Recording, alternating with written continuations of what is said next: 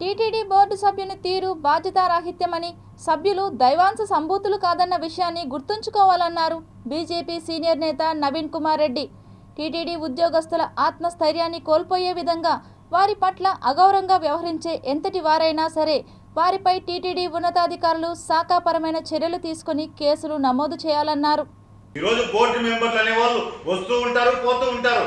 ఒక board member, ఒక ఉద్యోగస్తుడు విధుల్లో ఉన్నటువంటి ఉద్యోగస్తుల మీద నువ్వు బయటకు పో అంటూ బూతు మాట మాట్లాడడం, అక్కడ ఉన్నటువంటి విజిలెన్స్ అధికారులు, టీటీడీ ఉన్నతాధికారులంతా ఉన్నారు, వాళ్ళ సమక్షంలో అలా మాట్లాడడం ఎంతవరకు సమంజసమని నేను ఒకటే డిమాండ్ చేస్తున్నా, విజ్ఞప్తి చేస్తున్నా, హెచ్చరిస్తున్నా.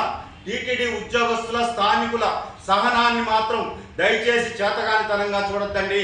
మీరు 2 సంవత్సరాల పదవి కోసం బోర్డు సభ్యులుగా నియమించారు.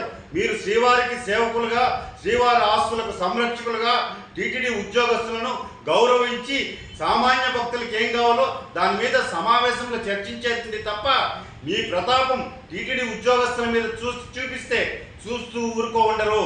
ఈరోజు అదే టీటీడీ ఉద్యోగస్తులు, స్థానికులు సహనం కోల్పోతే మీరు గమ్యస్థానాలకు కూడా చేరుకోలేరు అన్న విషయాన్ని మనసులో పెట్టుకొని టీటీడీ సభ్యులుగా, సేవకులుగా మాత్రమే పని చెయ్యండి అని చెప్పి ఈరోజు ఎవరైతే సభ్య సమాజం, శ్రీవారి భక్తులు ఆవేదన చెందుతున్నారో కారకులైనటువంటి ఆ నరేష్ అనే బోర్డు సభ్యుడు ఆ ఉద్యోగస్తునికి బేషరతుగా క్షమాపణ చెప్పాలి.